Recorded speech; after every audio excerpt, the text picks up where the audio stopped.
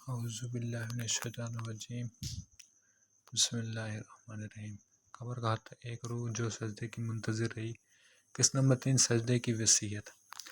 رات کا اندھیرا ایک بار پھر پھیل چکا تھا۔ احمد اب مسجد میں فجر پڑھنے کے بعد وہی قبرستان کی راہ پر پکڑ چکا تھا۔ قدموں کے نیچے نرم مٹی تھی اور دل میں ایک عجیب سی کشش جسے کوئی بلا رہا ہو۔ چراغ کے قریب پہنچ کر اس نے دیکھا کہ قبر کے کنارے ایک پرانی مہر بند چٹھی رکھی ہے، مٹی میں آدھی دبی ہوئی مگر صاف لکھی ہوئی، احمد کے لیے سجدے کی وصیت۔ احمد کانپ گئے، دل دھڑکنے لگا۔ اس نے آہستہ سے چٹھی اٹھائی اور چراغ کی روشنی میں اسے پڑھنا شروع کیا۔ وصیت کا پہلا جملہ: میں وہ ہوں جو سجدہ کرنے سے پہلے مر گیا اور اب میری ہر رات توبہ کی فریاد میں گزرتی ہے۔ احمد کے لب کپکپا گئے، اس کے آنسو چٹھی پر گرنے لگے۔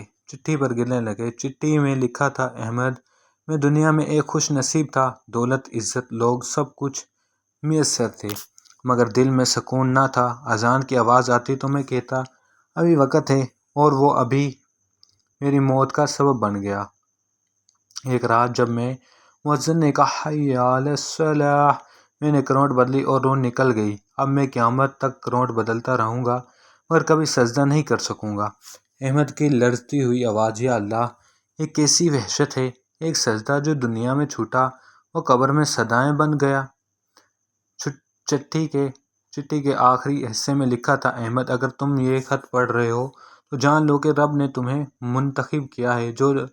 جا لوگوں کو بتا دو کہ موت کے بعد صرف ایک چیز یاد رہتی ہے: سجدہ۔ جو سجدے میں جھکے گا وہ قبر میں روشنی پائے گا، اور جو سجدہ بھول گیا وہ خود کو اندھیرے میں تلاش کرتا رہے گا۔ قبر سے روشنی کا عروج۔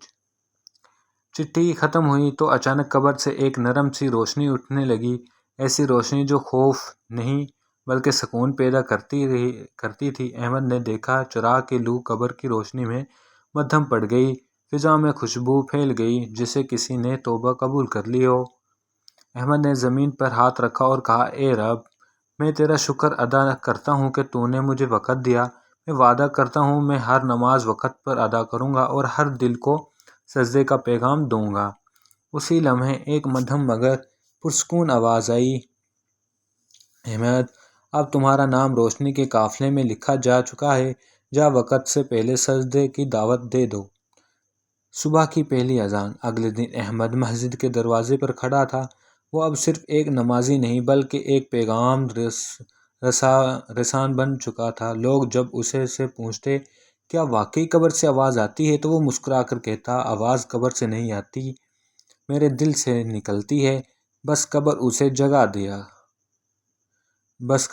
جگا دیا۔ سبق نمبر 1: ایک سجدہ دنیا بدل سکتا ہے مگر اس کے بغیر پوری دنیا بیکار ہے۔ نمبر 2: جو وقت کو ٹالتا ہے وہ دراصل اپنی توبہ کو دفنا دیتا ہے۔ نمبر 3: اللہ کا بلاوا بار بار نہیں آتا مگر جو سن لے وہ کامیاب ہو جاتا ہے۔ نمبر 4: دنیا کی تھکن سجدے سے اترتی ہے اور روح کی پیاس اسی میں بجھتی ہے۔ نمبر 5: جو دوسروں کو سجدے کی طرف بلاتا ہے وہ خود اللہ کے قریب ترین بندوں میں سے شامل ہوتا ہے۔